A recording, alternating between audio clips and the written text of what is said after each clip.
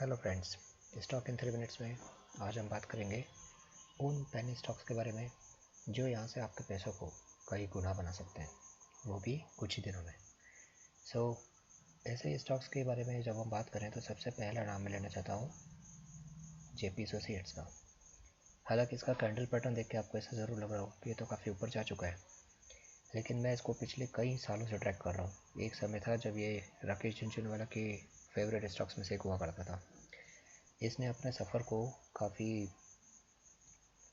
लंबा चलाया है और ये करीब 100-200 रुपये की रेंज से नीचे आते आते आते आते 1 रुपये का लो टच करके आया है पिछले ही साल मार्च में, और अब इसके अंदर ज़बरदस्त तेज़ी आना शुरू हुई है।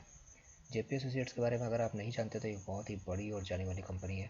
इसके अंडर में और भी कई ग्रुप्स आते हैं, जैसे कि जेपी पावर, जेपी इंफ्रा और भी दूसरे हैं। तो जेपी एसोसिएट्स असल में इंडिया के कई बड़े बड़े इसने हाईवेज़ और स्टेडियम्स और बांधों का निर्माण इसने किया है। और बुद्धा टर्मिनल जो आपने सुना होगा, यमुना एक्सप्रेसवे या नर्मदा सागर जो परियोजना मध्य प्रदेश और गुजरात में चली थी, तो उसमें मध्य प्रदेश में जो बांध बने थे इसमें जेपी एसोसिएट्स का बहुत बड़ा उसका एक तरीके से अचीवमेंट मान जाएगा उसको। जेपी एसोसिएट्स अपने इतने पूरे दौर में अभी आया था क्योंकि इसके ऊपर एनसीएलटी की एक तलवार लटकी हुई थी, तलवार के लटकी थी तो एनसीएलटी के अंदर ही जा चुका था। और फिलहाल अब उसके इस एनसीएलटी के जो अपने प्रोजेक्ट्स है जो जिसकी वजह से ये इसमें गया था उससे थोड़ा सा बाहर आते हुए दिख रहा है। तो इस वजह से, और दूसरा आत्मनिर्भर भारत की वजह से इसको कई प्रोजेक्ट्स अब मिल सकते हैं, इस वजह से भी ये अब इन प्रॉब्लम से बाहर आता हुआ दिख रहा है। और इसके नियर टर्म टारगेट्स 30 रुपये के आप लेकर चल सकते हैं। ये 25 से 30 रुपये के बीच आपको हो सकता है इसी साल दिख जाए। तो ये स्टॉक अभी भी ख़रीदने लायक कंडीशन में है। हालांकि मैं ये ज़रूर कहूँगा कि फ़िलहाल एक हल्का सा डिप इसमें ज़रूर आएगा, क्योंकि अब इसके अंदर लाल कैंडल्स के फॉर्मेशन शॉर्ट टर्म में बनना शुरू हुआ है। हो सकता है कि आपको ये गिरते गिरते 12 रुपये की रेंज में वापस से दिखे, जहाँ पे आपको इसको ख़रीदने का मौका मिले। लेकिन ये 10 रुपये तक वापस आए, ये इसके चांसेस बड़ा मुश्किल है, इसलिए आप 12 रुपये के आसपास से ही खरीदना इसको शुरू कर दें। मेरा अगला स्टॉक है जो मैं पेनी स्टॉक में काउंट करूँगा, वो है आइडिया। ये वो आइडिया है जो जियो की वजह से पिट पिट कर यहाँ पर आ चुका है।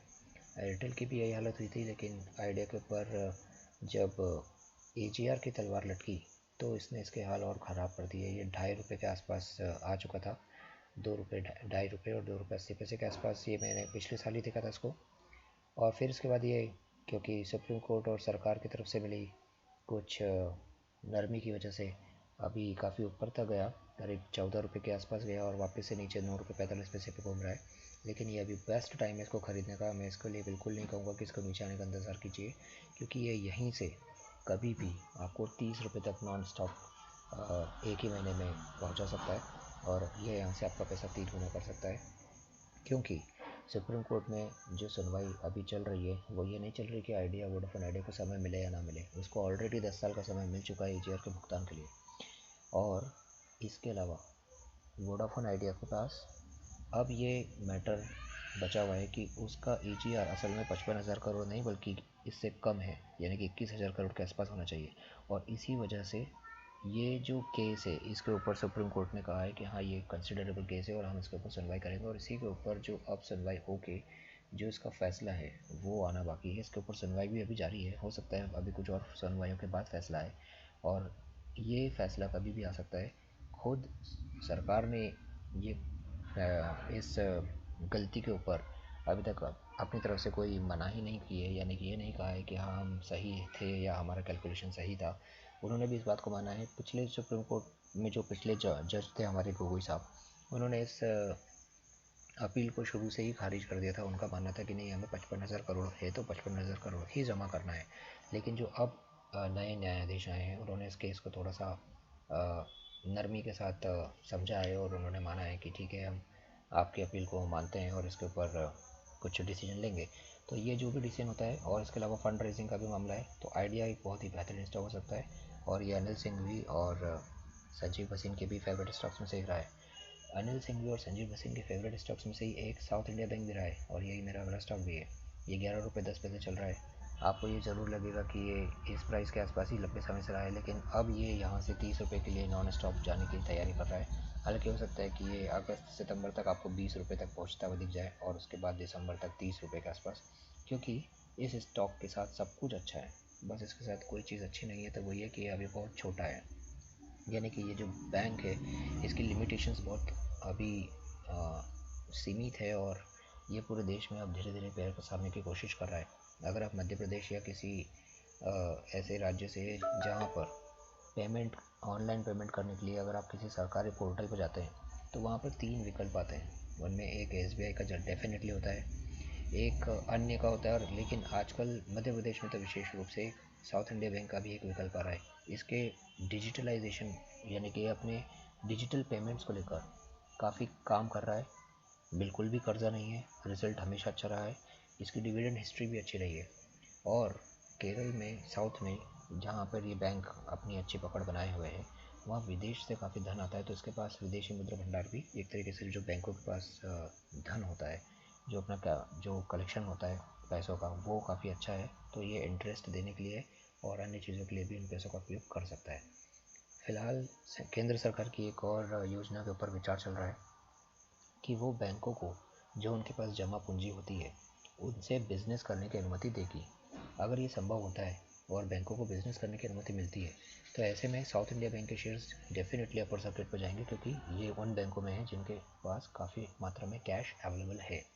सो साउथ इंडिया बैंक मेरी संजीव बसिन जी की भी और अनिल सिंह जी की भी पसंद रही है, और ये उन्हीं का टारगेट है 30 रुपये, तो मैं भी उसी को मेंटेन करते हुए उन्हीं की बातों को आपको यहाँ बता रहा हूँ। मेरा अगला स्टॉक जो मैं बोलूँगा वो भी बैंक का ही है, और आपका जाना माना पहचाना बैंक यस बैंक। देखिए, यस बैंक का नाम सुनते से ही कई लोग ऐसा मुंह मोड़ लेते हैं जैसे कि बिल्कुल अब ये बैंक ख़त्म हो चुका है या कुछ नहीं है। ऐसा ही हाल एक समय JP एसोसिएट्स के साथ भी था। जब ये मात्र 1 रुपये पर चल रहा था तब इसको कोई ख़रीदने की बात नहीं करता था, और यकीन मानिए तब ये स्टॉक मेरे पास था। हालांकि मेरी गलती थी कि मैं इसको 5 रुपये भी बेच के निकल लिया, क्योंकि मुझे किसी दूसरे स्टॉक में इन्वेस्ट करना था। लेकिन इसके बाद भी इसके अच्छे दिन आए और ये अभी यहाँ जा चुका है। यस बैंक के भी अच्छे दिन आएंगे और ये अभी सबसे ख़राब दिनों में से एक अपने दिन गिन रहा है। और इसके जब अच्छे दिन आएंगे तो यकीन मानिए, अगर आप अभी इसमें फ्रेश एंट्री कर रहे हैं तो इसके पहले कई लोग इसमें 25, 50, 100 रुपये तक पे भी अपनी ख़रीद को बनाए कर रखे हुए हैं। और अभी इस बैंक के अच्छे दिन आने के चांसेस इसलिए ज़्यादा हैं क्योंकि ये बैंक सरकार के हाथों में है। टाटा और टाटा के म्यूचुअल फंड्स इसमें धीरे धीरे अपनी पकड़ बना रहे हैं। इस बात की अभी स्पेकुलेशंस मार्केट में चल रही है कि टाटा ही आगे जाकर इस बैंक को सरकार से खरीद लेगा, और इसके अंदर फिर ये शेयर का क्या हाल होना है ये आप खुद ही इमेजिन कर सकते हैं। और जैसा कि मैंने शुरुआत में कहा, अनिल सिंह जी और संजीव बसिन जी के भी ये पसंदीदा स्टॉक्स में से एक है। मेरा लास्ट स्टॉक जो मैं कहूँगा, आँख मूंद कर इसमें इन्वेस्ट किया जा सकता है। हालांकि ये पेनी स्टॉक बिल्कुल नहीं माना जा सकता, लेकिन पेनी स्टॉक के ही कंडीशन में मैं इसको मानता हूँ, और ये स्टॉक है IRFC। ये अभी अभी लिस्टेड हुआ है इसलिए इसका चार्ट डिटेल्स ज़्यादा अवेलेबल नहीं है, लेकिन इस स्टॉक की सबसे बड़ी खासियत यही है कि ये इतनी बड़ी रेलवे की कंपनी है, रेलवे को फाइनेंस करने वाली कंपनी है, और बिल्कुल भी डेब्ट फ्री है, और इसके पास इतना कैश फ्लो है कि ये डिविडेंड अभी हाल ही में जैसे ही लिस्टेड हुई है उसके बाद से इसने कम से कम 10% के आसपास तो डिविडेंड दे दिया है। यानी कि बैंक आज के टाइम पे SBI में FD करने पर आपको जो डिविडेंड मिलता है वो FD पे जो इंटरेस्ट मिलता है वो 5% है, जबकि अकेले इस स्टॉक ने आपको 10% के लगभग डिविडेंड आपको पे कर दिया है। और अभी इसका रिजल्ट आने ही वाला है। इस स्टॉक का फेयर वैल्यू तो कोई निकाल नहीं सकता। एक तरीके से कई लोग कहते हैं कि आज के टाइम पे इसकी फेयर वैल्यू 100 रुपये के आसपास होनी चाहिए, लेकिन मैं ये मानता हूँ कि इसको FD के जैसे ही, या इसको सिर्फ डिविडेंड के लिए ही आप यहाँ से खरीद सकते हैं। ये बेहतरीन स्टॉक है, और मैं तो ये कहूँगा कि बैंक में पैसा लगाने से अच्छा है इस स्टॉक में पैसा लगाया जाए। सरकार का भरोसा भी इसके साथ है, रेलवे का आगे फ्यूचर में ग्रोथ ही करने वाला है। आप भले रेलवे के बुलेट ट्रेन के प्रोजेक्ट्स देखिए या मेट्रो के प्रोजेक्ट्स देखिए, इन सभी प्रोजेक्ट्स में आगे जाकर अच्छी ग्रोथ है, और इन सभी में जो पैसा लगने वाला है उस पैसे को देने का काम IRFC ही करेगा। IRFC के पास इससे इंटरेस्ट आएगा, इससे अर्निंग आएगी, फिक्स्ड अर्निंग है, डेप्ट नहीं है, बढ़िया बिजनेस मॉडल है। इसको स्टॉक मार्केट का एक तरीके से वो शेयर माना जाता है जिसे हम कहेंगे कि हाथी की चाल से चलने वाला शेयर है, इसलिए थोड़ा सा पेशेंस इसमें ज़रूर रखना पड़ेगा। लेकिन ये जिस दिन भागा ये यहाँ से ऊपर ही जाना चाहिए, ये यहाँ से नीचे नहीं जाएगा। नीचे जाएगा तो ये खरीदने वाला ही स्टॉक होगा, इसलिए आप इसमें जितना जल्दी हो सके और जितना अमाउंट हो सके कॉन्फिडेंटली इसमें इन्वेस्ट कर सकते हैं। So this all are my five penny stocks which I have discussed with you. और मैं अब रेगुलर अपने वीडियोस बना सकूं, मैं इसकी कोशिश करूंगा। कोरोना के कारण मैं अपने वीडियोस रेगुलर नहीं बना पाया, लेकिन हमारे पास जो भी रिसर्च रखी हुई है उसके बेसिस पर अब हम आपको जल्द से जल्द आपकी मार्केट स्ट्रेटजी, आपके रेगुलर स्टॉक्स जो आपको ख़रीदना चाहिए, उसके ऊपर हम वीडियोस बनाएंगे। Thank you very much.